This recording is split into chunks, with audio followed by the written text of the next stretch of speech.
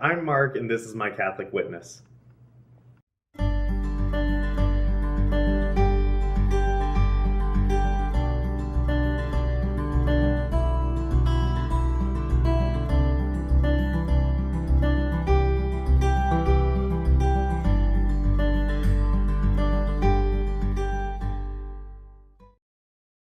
My name is Mark. I'm from Huntington Beach, California. And let's see here, I love to go backpacking, I love camping, and I love music, I love listening to music, I love playing music. And I've been Catholic my whole life. Growing up, faith has always been a really important part of my life. And it has been as normal to me as school or playing sports or music or art. Faith is just right in there with it, and so it's just so in my blood. It's in my veins. I went to religious ed growing up, and I've always been active with church, but really faith was taught at home. And we'd go to religious ed more to have friends that had the same faith as me. Yeah. But faith was really just taught at home from my mom and my grandma. I remember before I made my first communion, my dad is not Catholic, and he doesn't always go to Mass with us. Sometimes he does, but not always. And before I made my first communion, every now and then I would stay at home with my dad. And I remember making a decision as I think I was 7. My mom saying, well, after you receive your first communion, that means that you're full-blown Catholic and that you'll be going to Mass every Sunday. There's no more missing. And I remember being, even though I was really young, being yeah, absolutely. Sign me up because I love Jesus and I love God, and of course I want this for the rest of my life. My faith has definitely changed as I've gotten older. When you're a child, you believe in God because you're told that, that's just what you're taught. Just 1 + 1 = 2. That's just common sense. And then as you get older, it's more okay, well, why am I remaining Catholic? And so, and a lot of it has just been the same. It's just, I can't even really explain it that well with words, but I don't know. It's always just been a big part of my life. I know I just talked about my mom a little bit, but my mom really has been the most influential person in my faith life because she really laid all the groundwork. So I had a good solid foundation in being churched. And as a result of that is also a close relationship with God. She always nurtured my curiosity about God and about matters of faith. In that I've never been afraid to ask questions about God. And in fact, I try to ask hard questions. I want to know answers, and she kind of taught me how to find those answers and how you need God's help to get to know God better. And so, yeah, she really just laid all the groundwork for my faith as an adult. And as I got older and being confirmed when it was time to choose a confirmation saint, first I went with St. Francis because I love St. Francis and his spirituality and everything about Francis. But I ended up choosing Blessed Pier Giorgio Frassati as my confirmation saint, and just because we had a lot of things in common.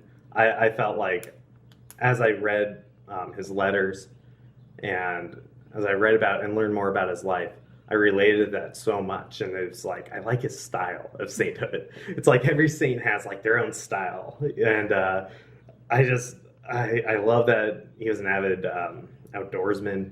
He's a skier, and I don't know. He had a big group of friends, and what was it? His the Society of Questionable Characters, or it's what he was. Him and his You friends felt at called each home. other. Yeah, I'm like, oh man, I would have if I was in Italy, if I was in Turin in 1920, I would have been friends with him. Yeah. And so, and just how he lived his life and everything that he did is just such a great role model. And I look at his life and think, wow, like I could do that too. Everything that he did, that I could do that. He, of course, loved Jesus and wanted to share that with everybody. He wanted everybody to feel Jesus's love through him. And so he'd visit the sick in hospitals, and he'd feed the poor, like on a really personal level. He knew all these people. Like, he didn't just say go to a soup kitchen. He knew all these people by name, and I love that he did it in secret most of the time. He used the name Brother Jerome. And so he would introduce himself as Brother Jerome, and people didn't even know his real name. And I just think that's so cool that he's doing these things not for his own ego, but for God. I'm gonna throw a curveball at you. I feel the absence of God when I miss a sacrament. So, for example, I was backpacking a couple weeks ago, and I was out in the wilderness and couldn't make it to Mass. And it drained on me a lot. I mean, I still received spiritual communion. I said the prayer for spiritual communion, and I had the readings with me. And when you're out in nature, you're with God. And I know that and I understand that, but it's like talking, it's like if you're visiting a friend every week. Every week you visit your friend, and you can still call them on the phone, but it's not the same as being in the same room as him and being there physically with him. It weighed on me, and that was a tough day. I still remember that day being very tough. And then, of course, God being the way that God is, when I was just unbelievably down and lonely, and just because I was out there by myself too, and when I went to read the scripture for that day, it was my all-time favorite gospel reading, where Jesus is with the disciples, and they leave the crowd, and they take Jesus with them, and they go out in the boat, and Jesus is asleep in the boat. And that's when the storms start to rise, and all the disciples are terrified that they're going to die. And Jesus is asleep. This isn't even concerning him. And they say, Jesus, aren't you concerned? Like, do you not care that we're going to die? And he said, you have me with you. What are you worried about? Do you have, he pulls a "You've little faith" this card. And he says, what are you doing? You have me with you. You have nothing to worry about. And then, of course, he tells the seas to be calm, and they calm down. But the importance of bringing God with you is something that I really took from that. And especially on your backpacking. Yeah, it really hit home. And so even though I wasn't with God physically that day, I know that he was still with me. That next Sunday was so great when I finally received communion again. And it was, that was really great. I'm still discerning. So how are you discerning? A lot of prayer, and I'm just asking God for clarity and for what I still want to do with my life. I'm still trying to figure it all out. Not saying that anybody really does have it figured out, but I'm praying a lot. I'm doing my best to listen, because prayer's a conversation. God talks to us. And so for me right now, it is asking God what he wants from me, and just trying to listen and figure out what it is that God wants for me.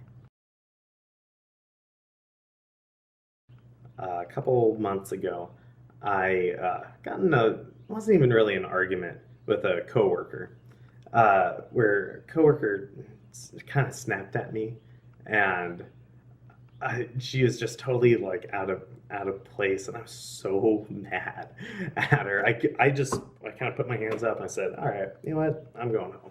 I'm leaving. My shift is over anyways." And I left, and I just remember driving in my car, and I was just like furious. Like, how dare she say that to me? Like, I do so much work around there, and I was just like really revving up, just like getting more and more angry, just fuming mad, which is odd because I don't normally get that mad. It was kind of like out of character for me, but I was just so mad. And as I was like kind of going off on her, like in my head as I'm driving, I got a phone call from her, and I pulled over and I listened to the message that she left me, and she said, "Mark, I'm so sorry. I shouldn't have said that. I was out of line, and I've had a stressful couple of weeks, and I took it out on you, and I'm sorry, and I shouldn't have done that, and I hope you can forgive me." And it was just unbelievable how, just like that, I was like, "Oh, yeah, I forgive you." And so I called her up and I said, "Hey, I forgive you. All is in the past." I told her, I'm not gonna lie, I was mad, but I forgive you. And I just felt this huge wave of like peace just wash over me. Like, as angry as I was before, that is how full of peace I was afterwards. And I was thinking about it, and I was like, wow, that's something that comes from faith. That's something that comes from the grace of God, because it's in our nature to hold on to those grudges. And I feel like it's in our human nature to want to go, well, that's too bad. I don't forgive you. I'm going to hold on to this, and I'm going to continue to be mad at you. And because we want to do that, because I don't know, it's like weirdly satisfying, but yeah, it's so much better to just forgive the person. We are imperfect, and we don't know how to forgive each other. We need God to show us how. Yeah. We need God to show us, hey, this is how you forgive people. This is how you love people, because we have trouble figuring that out on our own. My favorite is the pilgrimage. And I don't even know if it's really specific to Catholicism or to Christianity, but we really drive it home with pilgrimage. And I just think that the idea of the pilgrimage is such a cool thing, because one, it's rich in metaphor. The Christian life is a journey. We have a goal, we have a destination, and we get sidetracked, and that's sin, and we get off the path. And then we have to get back on the right track, and we're always going towards God, and we're always trying to love more fully, and we're always trying to get closer to God that way.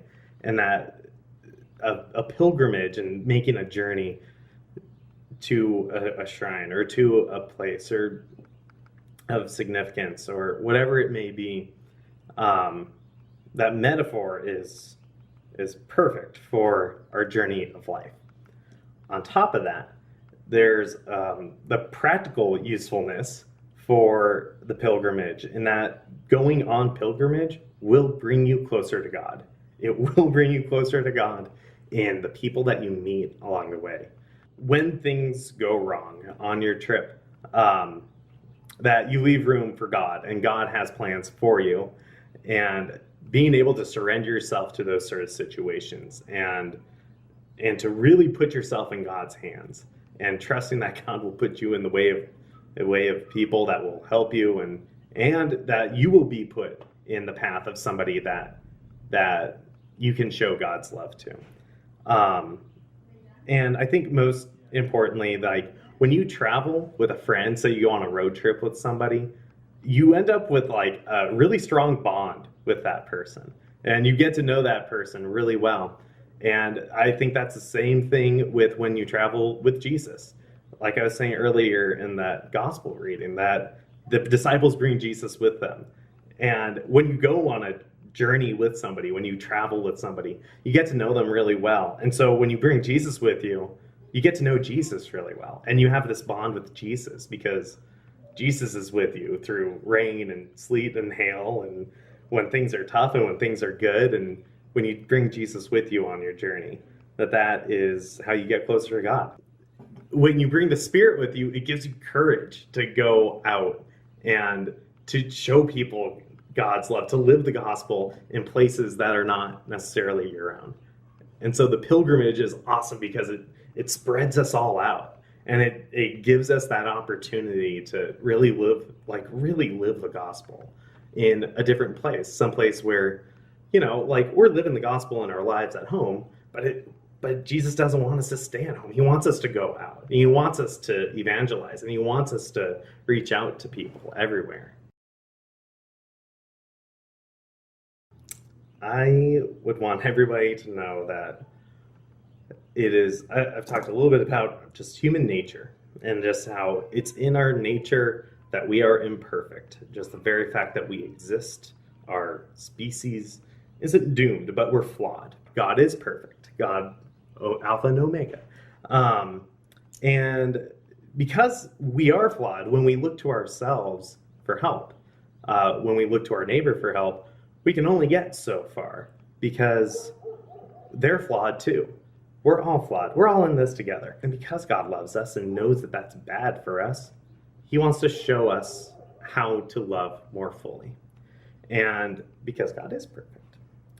And because God is perfect, he's capable of teaching us how to love perfectly. Jesus didn't come here to tell us stuff that we already know. He had to tell us to love your enemy. Love your enemy. Why would we do that? It's not in our nature to do that, but it's in God's nature to do that. And when we imitate God's love, it brings us closer to God. And so when Jesus comes and fulfills the revelation of his word, we respond by brutally murdering Jesus. And Jesus still loves us. And that even though we did horrible things to him and we killed him, he said, I forgive you, and I still want to be with you every day. And he gives us the Eucharist, and he gives us the sacraments. And in order for us to be closer to him, in order for us to more fully love. And it's at the end of our life, when we leave behind these imperfect bodies and this imperfect world, that when we're close to God, we are united to him, and then we reach perfection and we live forever with God. So I think that being Catholic I sometimes think of it as the word and, that faith and good deeds and love. We have the word and tradition, that we're always trying to do a little bit extra, that we're never satisfied. And I think it goes back to that being imperfect, that we're always striving for that perfection, and that we can't get there on our own, and we need God's help to get to that perfection. Yeah, and we'll never in this life get there. And in this life, we will not get there, but we will try.